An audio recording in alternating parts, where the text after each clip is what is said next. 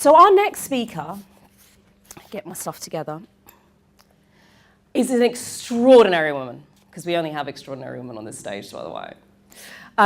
She's kind of lived many transitions, and what I love about her, she's a speaker and a coach. And how many of you in the room are coaches as well? Yeah? Check out her website. It's a brilliant example of mixing speaking and coaching, so just check it out. Not that I ever check these things out, but it's amazing. She was previously a successful investment banker, sorry. Sorry, Penny. But she's moved on. She's enlightened now. She's enriched. She's an amazing woman with many transitions.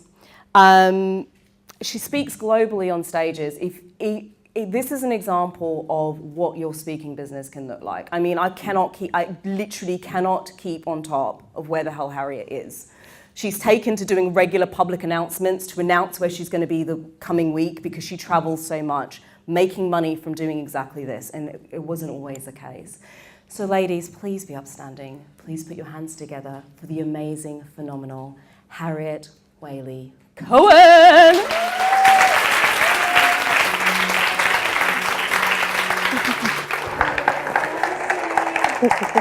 Love it. Over to you. The clicker's just there. That's it. And mic's up. That's for the camera. Oh.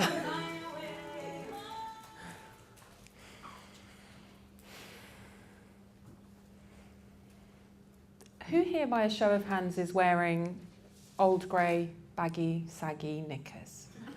The kind that your mother told you never to wear in case you got run over. Yeah, one hand went up. Who on the other hand is wearing amazing, gorgeous goddess underwear that makes you feel incredible? Yes. And who's not going to put up their hand no matter what I ask you about your underwear? Right. Do you want to see a pair of my best knickers? Do you want to see a pair of my best knickers? Where are they? They are on, but look at this. I can't believe I actually have to hold the mic. They are hanky-pankies. Who said that? Yeah. I only ever wear hanky-pankies because they make me feel amazing. Now, that fabulous opening of my talk that grabbed your attention, made you wonder where the hell this was going to go, made you wanted to listen to more, made you think, oh, I'm quite fun and a little bit quirky. Yes, I will listen to what she's got to say. That is going to be the only perfect bit about my talk. Also, where's Lavelda? I promised her I would do this. Ages ago, in her amazing Facebook group, World Class Female Speakers, she said, does anybody here use accessories on stage? Do any of you use accessories? Put your hand up. Do you use accessories? And I just wrote knickers. And she was like, what? You use knickers as an accessory? I was like, yeah, I do, actually, as a shit-hot opener.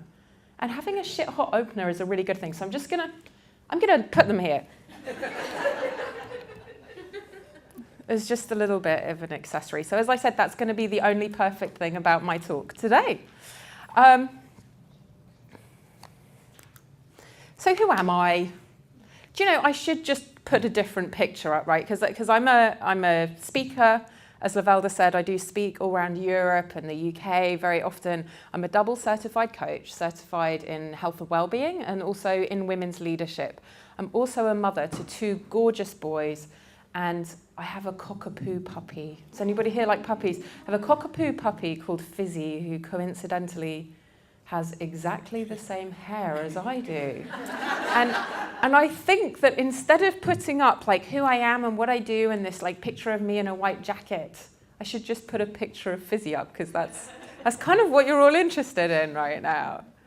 So that's a little bit about me. And in my speaking and in my coaching, I work with women and I show women how to be in complete partnership with themselves in every area of life. What does that mean? What does it mean to be in complete partnership with yourself? It means to be on your own side, but importantly, in order to be on your own side, you have to know yourself, which is something that Penny was talking about, right? You have to know yourself, and then you have to honor yourself. And what happens? What happens when you're in complete partnership with yourself? really beautiful, amazing things happen. That you feel very confident and full of self-esteem, you have emotional and physical well-being, you're balanced, successful, happy, a bit sexy, if that's how you want to be, and you are definitely pretty much always wearing amazing knickers. That is being in partnership with yourself, definitely. Yes, I'm glad that you're nodding. Yeah. And the kind of women that come to me, and often that are drawn to come to hear me speak, you know, on the outside, if I looked at your social media, I would think that you had the most incredible, amazing life. Like great job, career that's going places, busy social life, lovely home, maybe you've got a partner, you know, oh, look at me with my friends, look at my lovely, amazing candles. Oh, here I am here doing this thing. Just it all looks amazing on the outside, except on the inside, something maybe feels off. You don't feel that great about yourself. Maybe you don't like yourself. You don't trust yourself. You could be full of self-doubt. You could be feeling completely overwhelmed. And like at any moment, it's all going to disappear. And what I often see in order to bridge this gap between the shiny social media Instagram version here and how you're really feeling down here is a lot of destructive coping habits in between. And it could be drinking too much, drinking too often, other substances, maybe a bit of too much and too often. Or it could be emotional eating. You know, when you've just had a really crappy day and it's like, oh, screw the apple, I'm going to have chocolate. Or those late night massive bags of kettle chips. Some of you are like, how does she know about the kettle chips? I do know about the kettle chips, right? Sometimes I have some too. And it could be shopping. You know, some people, you know, you're on your way home from work or somewhere and that thing you've had your eye on, that the ad pops up again on social media and you're like, I'm going to buy that thing. It's going to make me feel better. There was a lady who came to one of my talks and she admitted that every time she'd had a bit of a crappy day, especially she had a not very nice boss. Her boss wasn't very nice to her. On her way home, she'd pop into Boots and she'd buy a cheap lipstick, except she'd never use the cheap lipstick. She'd just have the cheap lipstick. And it would temporarily make her feel better. And when she got home, she'd chuck it in a drawer, which this drawer became known as the lipstick drawer. And one day she cleaned out her lipstick drawer and she had over 600 lipsticks.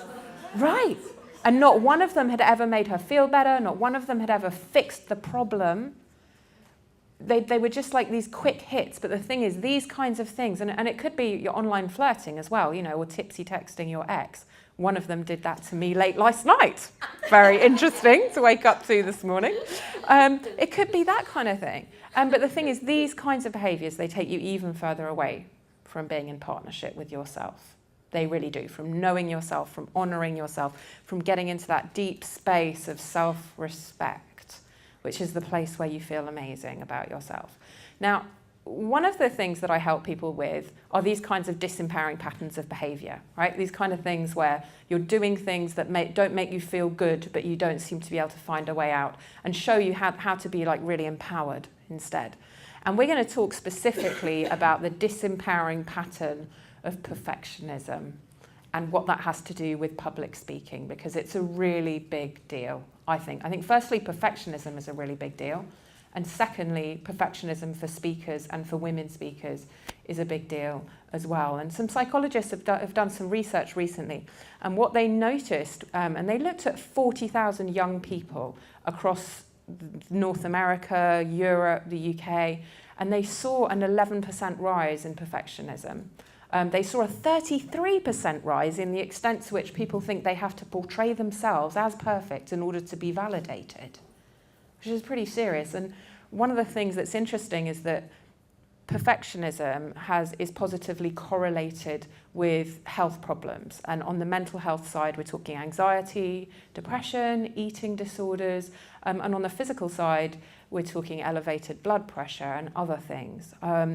And for some, they might not sound too bad. They're not great, though, are they? You know, those kinds of health problems. But even more seriously than that, and I know this is a room full of women pretty much, but for young men who try to take their own lives, for those that don't succeed and we get to find out what was going on for them, their failure to be perfect is something that gets cited very, very often. So this business of perfectionism, maybe it's just going to make you sick, or maybe it's going to take you to the point of actually wanting to take your own life, right? So let's have a look at this dirty business of perfectionism. I feel like if I hold the clicker the whole time and the microphone, it's going to be too much for me. I don't know. I'll figure it out. So the thing is, right, often you can think, Lavelda was like, we spoke together, didn't we, at Lucy's meetup. Was that about 4 years ago? And we were kind of like starting out. And it's easy to think, oh, look at her, there she is on stage in her lovely outfit and, telling us about her puppy and speaking all over the world. And her career and her life must have been this straight upward trajectory. But no, it hasn't. And I think thinking that your life has to be like that, or that my life has been like that, is very much, and Penny took the words out of my mouth, this is compare and despair culture at its worst. And thinking that that's what it's like. And I can tell you that my own life and my own speaking career has not at all been a straight upward trajectory at all. My life's been really messy, really, really messy. There was the bit when I was, 16, 17, and I got into an abusive relationship with a man 10 years older than me, who was a drug dealer. There's the bit where by the age of 21, I was a full-blown drug addict. And by the age of 23, I almost died from a drug overdose. There's a bit where I got married to the man I met in my rock bottom, just as I was getting clean and sober, and then 10 years later, with 2 children, had to leave. There's the bit where I tried to relaunch my career and found that I was completely and utterly terrified of public speaking, and that, really, is this a good idea to have a career as a public speaker? There was the bit 2.5 years ago where my business kind of was going like this, and there's a few people in the room, Laura and Anique, and who saw, things were starting to really take off for me. And then I was driving down the motorway, minding my own business, when someone who was texting and driving behind me didn't notice that the traffic had stopped and smashed into the back of my car. And I received massive head and neck trauma. And you guys are really lucky today, because some days I can't turn my head at all, but I'm really showing off now. I can actually turn my head today. My life, in all its glory, has never been a straight upward trajectory, but it doesn't mean that I can't be successful. And I'm guessing that those of you who've really felt emotionally just the little snippets I've given you are not sitting there going, oh, well, she's got nothing worth saying then. Her life has not been perfect. You're probably thinking, oh, she's definitely got something worth saying, because her life hasn't been perfect and she's been through some shit and she's recovered and she's resilient. That's probably the kinds of things that you're thinking. And if you weren't, I've just planted the seeds, so you're probably thinking them now. And when it's come to my public speaking journey, as I said right at the beginning, I was terrified. Has anybody else here ever been terrified of public speaking? Who's lying? Some people in the room are lying, those who didn't put their hands up. My first ever training day with Anique, I was so scared. It was the beginning of the day, it was a one-day training, and Elliot, who runs Anique's speaker training business with her, said, can everyone come to the front of the room, just say your name and say why you're here? I was like, I can't do that. I'm too scared to go to the front of the room and say, my name's Harriet and I'm here because I'm terrified. I was too scared even to do that. In fact, I was so scared that I thought I was going to be sick on the 1970s hotel carpet. I still remember it. It was navy and orange. It had those little squares, the flowery pattern. But I did it. I got on and I did it, even though I was really scared. And the things that have helped me go from thinking I'm going to be sick on the carpet to European tour, and the head of the women's board at Microsoft randomly emailing me a few months ago and saying, we want you to come and speak for our International Women's Day month, business, and how much do you charge? Name your price, right? A lot happens in between, and some of it's really messy, like that picture says up there. Really messy. But the things that have worked is that I've kept working on things, I've kept up-leveling, I've kept training, I've kept asking for feedback, I've kept building relationships with people, especially my speaker agent and the kind of people that put me on stages. I've just kept going. And whenever I've shown up, I've done my damnedest to connect with the audience and to do a really shit-hot job, basically, which means that I get recommended or that I get asked back. And those are the really important things when it comes to it. Really caring, really, really caring, and not allowing my fear to get the better of me. And here's the thing, fear and perfectionism are like best friends, right? Or as my ex-husband would say, and I don't even know why, I hadn't even thought about this, he'd say something like, they're two cheeks of the same arse. And I think they probably are. Let's think about perfectionism. Because I couldn't find a good picture of two women fighting that would mean something. So this is why I put up Luke Skywalker and Darth Vader for the light side and the dark side. Because perfectionism per se, it's not all bad. Yes, it's associated with those mental health conditions and physical things and all that kind of stuff. But at the same time, it can help to propel you forwards. It can make you raise your aspirations, make you work hard, make you reliable, make you want to do a damn good job. It can make you, do all your research. It could make you practice. As a speaker, it would mean that, you really care about what you're doing. You're trying to make things perfect. Yeah, some of those are good things, aren't they? Yeah? But then you've got the kind of Darth Vader dark side of perfectionism, which is where you set yourself these impossibly high standards that you can never reach, and then give yourself a hard time for not getting there. Where you actually never feel ready. Does anybody here not feel ready to get up and speak yet? Yeah, and fear of not being good enough. Like you go, well, I could just improve it here, and I could just learn a bit more technique there, and I could just tweak and tweak and tweak, and then I'll be ready. It's always, I've got to do all these things before I'm ready. And it stops you from getting your message out. And it stops you from, the fear of not being good enough just stops you and holds you back. And it can sometimes be that thing about validation as well, where you're not getting up and doing it because you think, well, if I don't do it, no one can tell me I'm crap. Rather than if I do it, I'll get my message out. But the thing is, as speakers, our mission has to be greater than our fear. It really does, in order for us to get our mission, to get up there and do it. We have to really get good at letting go of what people think. I've had some great trolls in my time. I had one guy who came to one of my talks and then afterwards picked it apart for me. I was like, great, thanks for that. It's really helpful. And then he came to my next talk a couple of days later, sat in the front row, heckled me. And then after about 20 minutes into an hour-long talk, he got up and announced loudly to everyone that he wasn't enjoying it and he was going to leave. Right? And yeah, that actually happened to me about a year ago.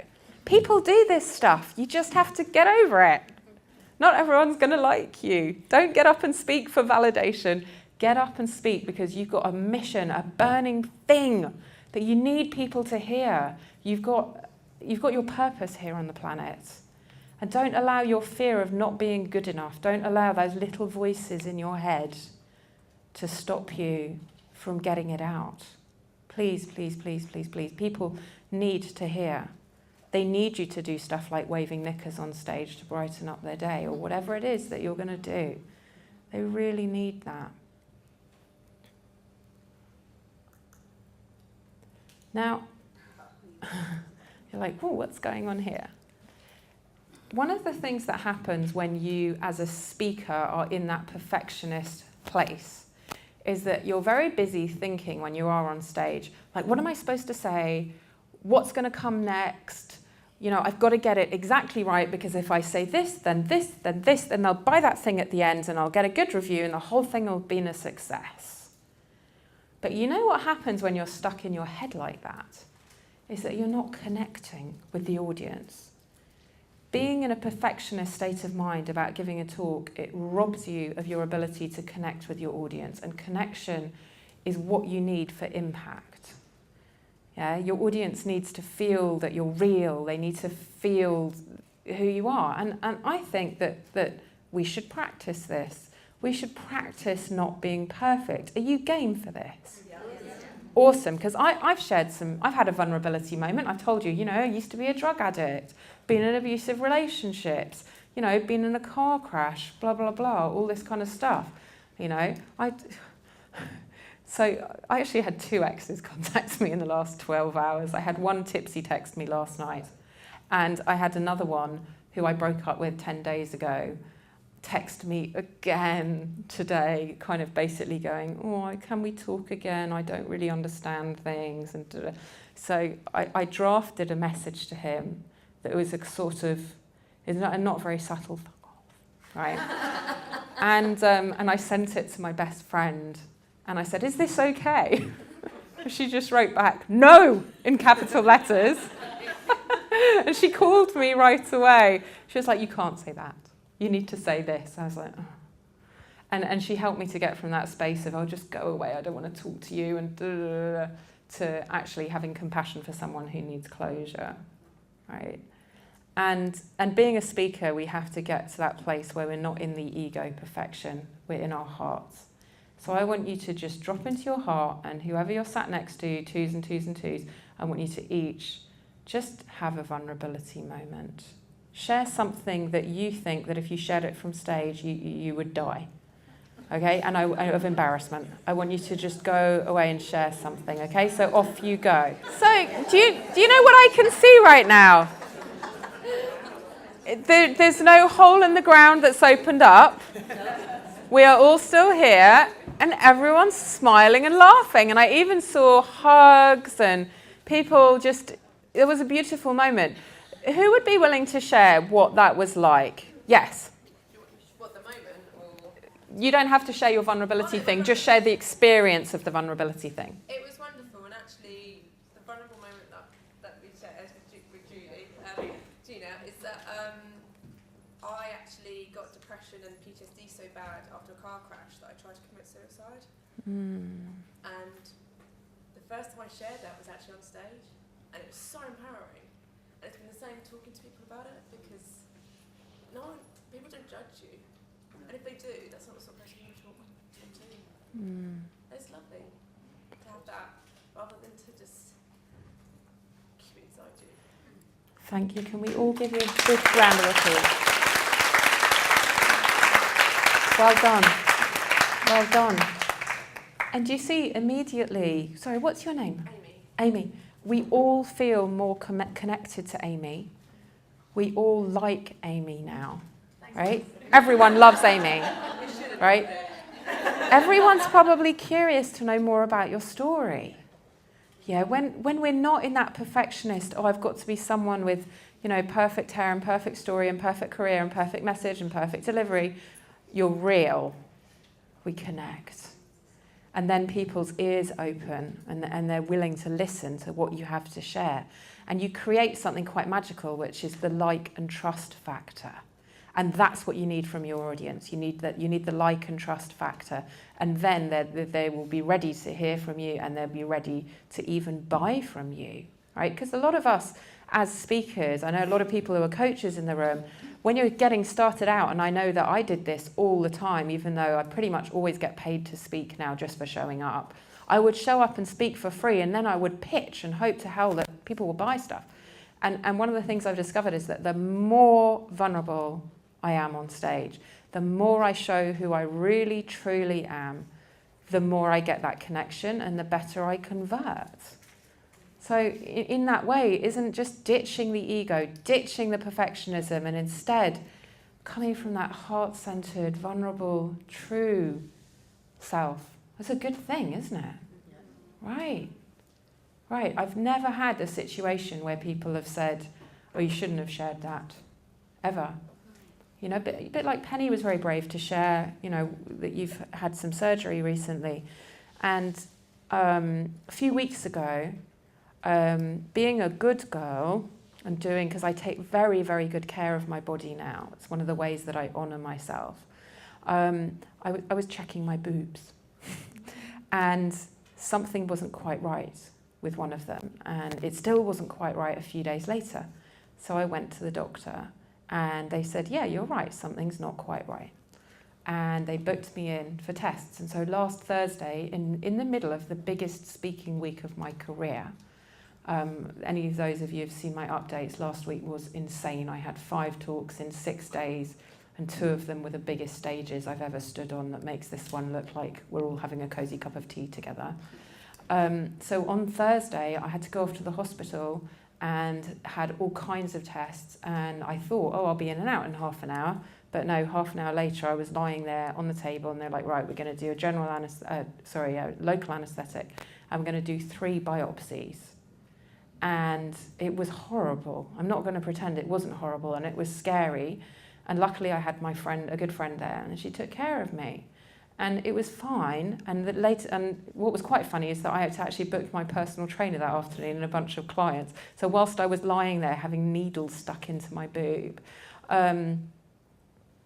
I was getting my friend to text my VA and say, cancel all my clients, cancel my personal trainer, just cancel everything. I'm going to have to go to bed for the afternoon. And that's what I did, because I went into physical shock afterwards. I suddenly went all, physical shock.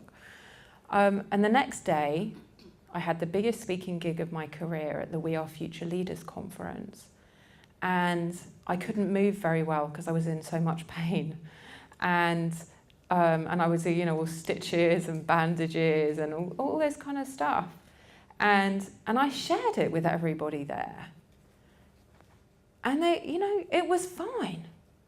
Just like I'm sharing it with you now. And you just feel you know me better. And that's all. And it also shows that you, just like Penny did not have to be, singing and dancing up here and doing all this kind of stuff. And I didn't need to be last week either. You don't have to be perfect to pass your message. You don't have to look perfect. I mean, trust me, with this hair, my hair's never looked perfect.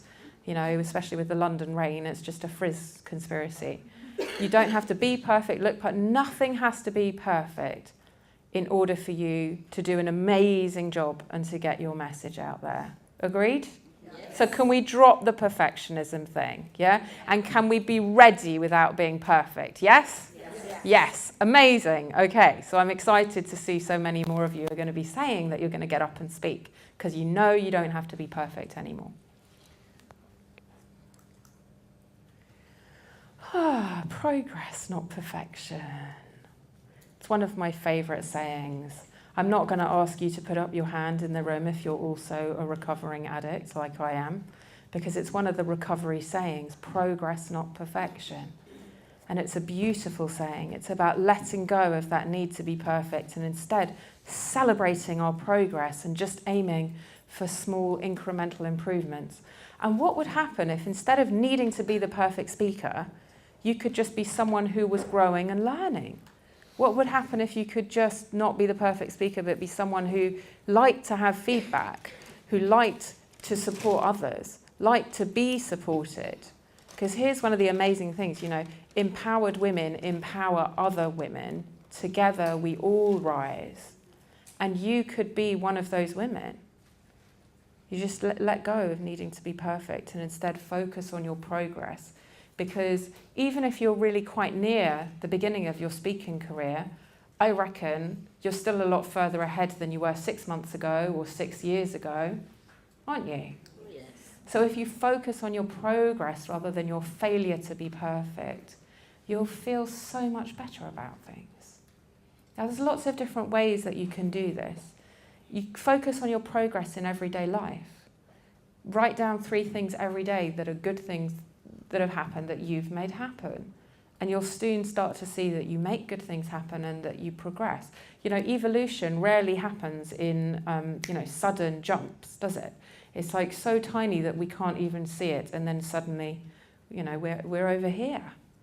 And allow yourself that in the same way that you can see it in other people. It's funny, isn't it? Because often we judge ourselves very, very harshly. But other people, it's oh, wow, we can see their progress. We can see they're doing so much better. And we don't care that their road has got bumps in it at all. We just think, hooray, it's all going better and better.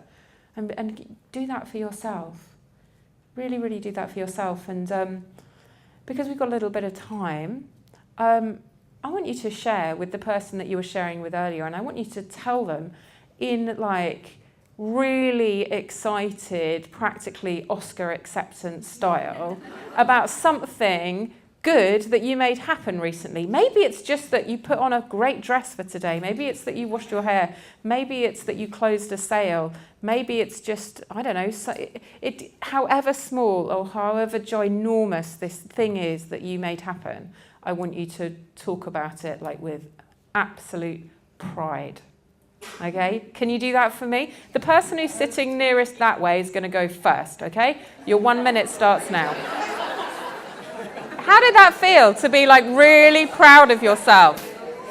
Woo! Yeah? God, you're so proud of yourself, you're still chatting. I'm going to just ask you to come back. And do you know what? Can I have a moment of pride? Is that okay with you? Can I take a selfie with all of you? Yeah, okay, ready? Okay. I don't know if I can do this and hold the microphone. I'm going to put the microphone down. Okay. Ready? Okay, everybody. Wave! Amazing. Thank you. I've never done that before. That was really awesome. You know, one of the things that happens when we focus on what's going well for us is that we start to build our confidence. Because one of the ways in which we have confidence is from noticing our own competence. And the more that you notice your progress rather than your failure to be perfect, the more you're going to feel confident. Wouldn't that be great, to feel confident? And those of you who've heard me speak before, you might have heard me talk about where confidence comes from, apart from competence. And the word confidence is made up from two Latin words, con and fido, with trust, with faith. It's not about with, rah, rah, rah, I'm amazing. It's with trust, it's with faith. It's about how much you trust yourself. And do you trust yourself? Yes. Yeah, okay. Because you can get up on stage if you trust yourself, and the more that you trust yourself, the more confident you will feel. And I love this image that I found. It's the girl on fire, it's Beyonce, right? She's like so confident. It's amazing, isn't it? She's just super confident. I don't know, maybe she does throw up backstage before she gets on stage and before they tighten up her corset. I don't know. But confidence as a speaker, for me, I'm going to share with you where I get that confidence from, and some of it might resonate for you, and you might find this really helpful. Some of it is to do with knowing my material really well, and knowing it well enough that I'm not stuck in my head in that perfectionist, or what comes next, or what am I supposed to say next. I can just talk from the heart, and that enables me to connect. So it's that knowing my material. And it's also about knowing that my material's great. Yeah, and sometimes you don't know your material's great till you deliver it and people go, that was great.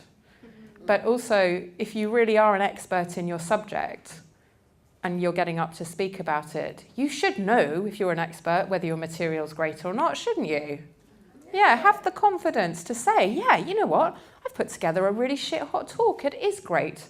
And to know it well enough that, if someone prodded you at 3 o'clock in the morning, you could just talk about dating or style or whatever it is that you talk about. Because you just could do it. You just do know it. Because if your best friend came along and said, "Oh, hon, I'm struggling a bit with my style," and they know you're really good at style, you wouldn't go, "Let me consult my notes. Here is my 5-point plan." You'd just go, "Yeah, it's this and it's that," and you'd be really confident about it, wouldn't you? Yeah, you can bring that to the stage. And while I'm on the subject of style, I do think that having a signature stage look and knowing what looks good on you helps you to feel confident on stage. I know, yes, this lady's clapping, right? Now, I know of 2 amazing stylists in the room. There's Daisy over here, who's been helping today. That's Daisy. And Helen at the back. Wave, Helen. There. Helen's my stylist. And she helped me to create my signature look. And it was too hot today for me to wear the leather biker leggings, which I often wear on stage. But this exact top I own, and I've worn so many times on stage, because lovely Helen sent it to me in a message and said, buy this. And I was like, okay. Yeah, because, and just feeling amazing on stage, just knowing that I'm going to rock up and I'm on brand, I'm feeling fab, I know my colours, I know my shape, that helps me to feel confident. So style, knowing your material, having confidence in your material is really important. Practicing is important as well, right? Having gone through it enough times that you can just ad-lib, especially if it's new material. Do practice. And I often talk about the good nerves versus bad nerves. Does anyone else know what I'm talking about? Good nerves versus bad nerves. So bad nerves is when I don't have confidence in my material and I haven't tested it enough and I haven't practiced enough. Then I have bad nerves.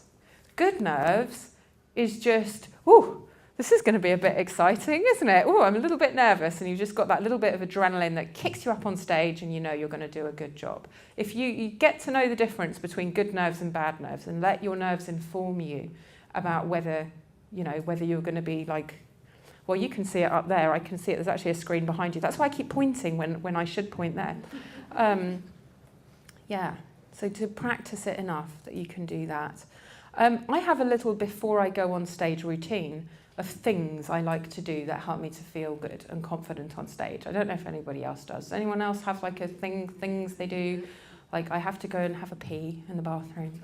And I also, and maybe you have some kind of belief in a higher power or God or something divine, some greater purpose. I like to connect with what I call my higher power and ask to be of service and ask to say and give whatever needs to be given today, and to get my ego the hell out of the way and just to come on and be me and do that. I also, through some training that I've done, I work quite a lot with female archetypes, very empowered female archetypes, and I like to bring 4 of them onto stage. So mostly I would be in the mother archetype because the mother teaches, the mother nurtures, the mother makes a safe space, so I embody the mother. Sometimes though, and especially when I'm waving knickers, I'm in the warrioress archetype because she's really fun and she's really playful. And for those of you that are really interested in this archetype kind of stuff and empowered and disempowered patterns of behaviour, this is Joanna Martin's one of many content, and I'm trained as one of her coaches. And I also like to channel from her the Queen as well, especially when I'm taking questions. Should take questions as if you were Michelle Obama or Oprah, always. Yeah? And the Lover is another one as well, because the Lover is so juicy and captivating and sexy and wow and magnetic. So if I'm doing a sales pitch, I might just suddenly switch from being in the Mother when I was teaching, or Queen when I was fielding questions, to Lover when I'm trying to sell you something. So these are all just little things that help me to feel confident on stage. I also have a few songs I listen to. One helps me channel the mother archetype before I get on stage. And the other one, Girl on Fire, which they started playing, is just my I want to be the girl on fire, hotter than a fantasy. Yes, it just speaks to me, right? Lavelda says time is up. So what do I want you to take away? I think we can all agree that trying to be perfectionist about your speaking is not going to help you to pass your message on. It's not going to help you to feel confident. Focus on your progress. Do the things you need to do to feel confident on stage. And above all else, at all times, make sure that you have a mission that you really believe in, and make sure that your mission is more important to you than your fear. And then you will do an amazing job. Thank you.